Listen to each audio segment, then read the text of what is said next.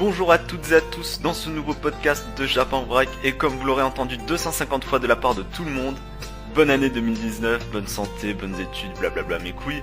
Bref, pour cette année, notre podcast va continuer de vous proposer l'actualité de la culture otaku. A noter que cet épisode du podcast sera le premier à être uploadé sur YouTube, donc j'invite ceux qui regardent la vidéo à mettre leur avis en commentaire et de mettre un pouce bleu si vous appréciez le podcast. Au programme cette semaine, nous allons parler des adaptations de Nekopara et Fire Force. Ensuite, pour clôturer les animés de 2018, on va parler de SSS Gridman.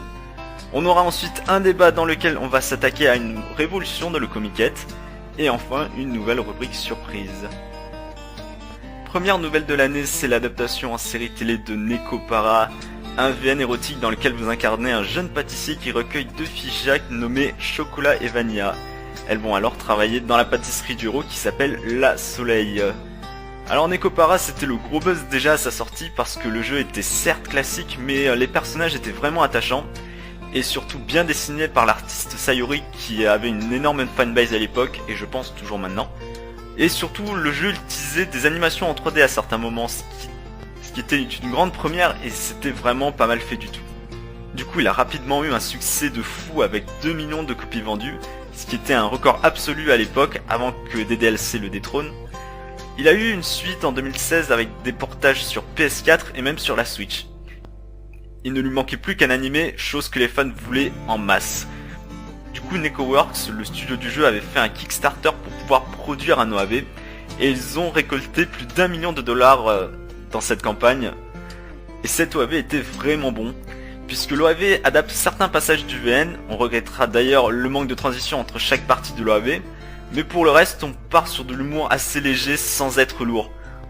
Entre Chocolat qui est la fille énergique et Vanilla qui est un peu là pour la casser, j'ai bien souri devant leurs caprices face à leur maître. Nekopara propose beaucoup d'humour mais aussi un peu de suspense vers la fin des 58 minutes d'épisode. Des moments un peu plus sérieux qui permettent de voir à tel point les chats tiennent à leur maître, sans mauvais jeu de mots. Un sentiment bien mis en place par des flashbacks loin de casser la narration, et en vrai le rythme était assez bien géré, je me suis pas du tout ennuyé pendant cette heure. J'ai même pu redécouvrir le VN que j'avais à moitié terminé, et je suis bien chaud pour cette adaptation animée. Deuxième animé d'annoncer, c'est l'adaptation de Fire Force, le nouveau manga de Atsushi Okubo, le mangaka de Sweeter, qui reste dans ses cordes du genre fantastique, puisque l'histoire se déroule dans un monde où les gens peuvent s'enflammer et devenir des démons, et pour lutter contre cette menace, il existe des pompiers exorcistes dont le héros va appartenir. Le héros s'appelle Shinra, un garçon qui peut contrôler ses flammes mais qui a incendié sa maison quand il était petit, et qui a au passage tué sa mère et son petit frère. Alors Fire Force, ce n'est pas un manga qui fait tant de bruit que ça, c'est sorti en France mais on est loin de la hype de fou. Et pourtant c'est un manga que je trouve très sympathique, même si ça me rappelle beaucoup Blue Exorcist. Les pompiers qui exorcisent des damnés, le héros qui maîtrise le feu, l'organisation secrète, on sent quand même une toute petite inspiration. Alors pour avoir lu les 10 premiers chapitres, les dessins sont beaux, surtout les flammes qui sont très réalistes et bourrées de détails, ce qui donne la sensation de danger et de suspense au manga. Un suspense qui est aussi présent dans les scènes d'action avec un découpage efficace et qui donne du rythme. On est vraiment pris dans les chapitres qui développent une histoire assez classique au final. On retrouve le Shonen Starter Pack avec le héros qui cherche un membre de sa famille, le fait que ça soit un démon, ce qui fait qu'il est rejeté par la société, le rival qui s'appelle Arthur et qui se prend pour un chevalier mais de manière très premier degré, ce qui le rend super drôle, Arthur qui est mon personnage préféré d'ailleurs. C'est simple mais ça marche bien.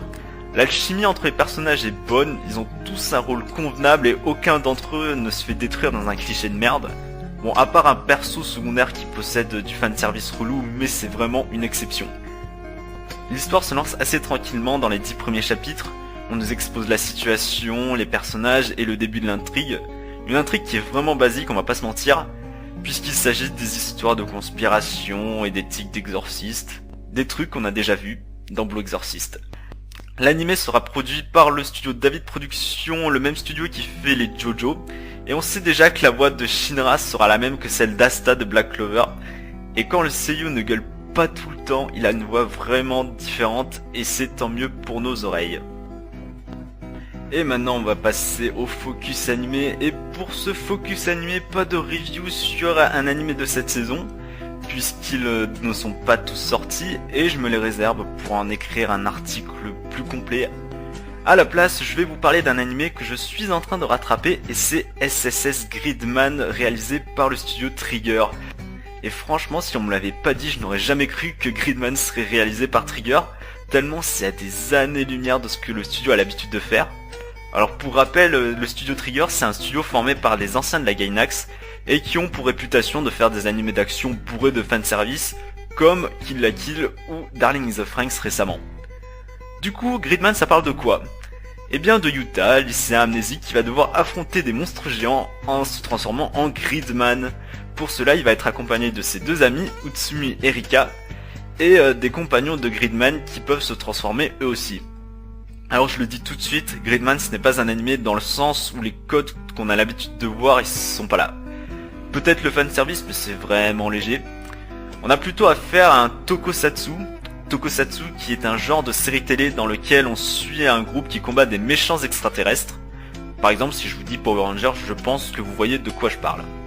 Et du coup, Gridman plonge à fond dedans. À tous les épisodes, on a le droit aux gimmicks habituels de ce genre de série, comme la base secrète des héros, la scène de transformation, qui est reprise d'Ultraman d'ailleurs, les fusions avec les compagnons du héros, la ville qui se reconstruit et personne ne se rappelle de rien à la fin de l'épisode. On est sur du old school. Mais alors, est-ce que c'est bien? Eh bien, c'est pas mal, mais sans plus. Vu que le schéma des épisodes est le même, j'ai fini par me lasser des combats. Des combats qui sont en 3D assez mous, et venant de Trigger qui est connu pour le dynamisme de son animation, je l'aurais jamais cru. Les héros battent le méchant, la ville est reconstruite, l'épisode se termine, on a vite fait le tour. Mais un point que Gridman réussit assez bien, c'est sa trame. À chaque épisode, entre les combats, on a le droit à quelques indices par-ci par-là pour qu'on sache pourquoi Yuta est amnésique et qu'est-ce que font les monstres ici. Du coup, on se laisse porter par l'histoire, bien que certaines choses soient tirées par les cheveux, comme l'origine des kaiju ou de Gridman par exemple, ou quand c'est pas visible depuis l'espace comme l'identité du méchant. Le trio principal est fun à suivre et chacun d'entre eux ont leur place pendant les combats. Du coup, on se laisse faire par cet animé qui a très loin d'avoir des ambitions comme Darling, et c'est tant mieux vu comment Darling s'est terminé.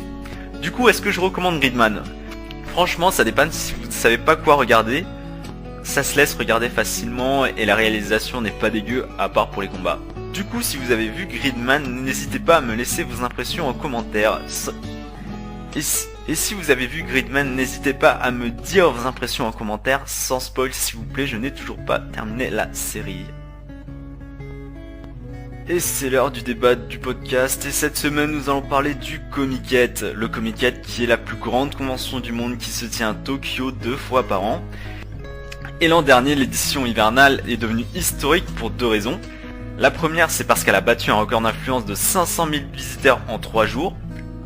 Pour comparer, la Japan Expo, c'est environ 200 000 en 5 jours. Et la seconde, c'est que c'était peut-être la dernière édition du Comiket où l'entrée de la convention était gratuite pour tous. Parce que oui, le Comiket, c'est une convention qui est gratuite. C'est toujours en cours de considération, mais il est possible que le Comiket devienne payant à partir de 2019. Parce que à cause des travaux dans le bâtiment où se tient le Comiket, l'espace sera réduit, donc il y aura moins de participants et donc moins de visibilité. Du coup, la question est la suivante, faut-il que le Comiket devienne payant? Alors déjà, il faudrait savoir pourquoi le Comiket est gratuit depuis tout ce temps. Il faut savoir que le Comiket a été créé par une association qui s'appelle la Meikyu dans les années 70. L'événement se voulait ouvert à tous, donc aucun tarif n'a été appliqué pour une accessibilité maximale. Et cette politique s'est implantée dans la philosophie du Comiket, qui est que tout le monde est au même niveau. Il n'y a pas de visiteurs ou d'exposants, il n'y a que des participants. Parce que tout le monde contribue à l'événement à sa manière. Du coup, tout le monde est logé à la même enseigne. Ce qui était une situation très favorable pour les créateurs de contenu, car ce sont tous des amateurs, ce sont des clubs, des associations qui n'ont pas les moyens financiers exceptionnels. Du coup, l'argent passe souvent dans l'impression ou les transports, sans compter les frais annexes comme la bouffe, etc. En conséquence, le fait que le Comiket soit gratuit les arrangeait. Et encore plus quand la présence à cet événement permet d'avoir beaucoup de visibilité. En effet, certains cercles amateurs possèdent des fanbases énormes qui se ruent sur leur stand, car au Comiket, certains produits sont vendus en exclusivité. Des objets qui ne verront sûrement pas ailleurs. Pour les créateurs et les visiteurs, il faut aller au Comiket. Le Comiket est également une convention unique grâce à ses stands professionnels qui sont inexistants. Là où en France, les boutiques constituent la majeure partie des conventions, ici, ils se comptent sur les doigts de la main.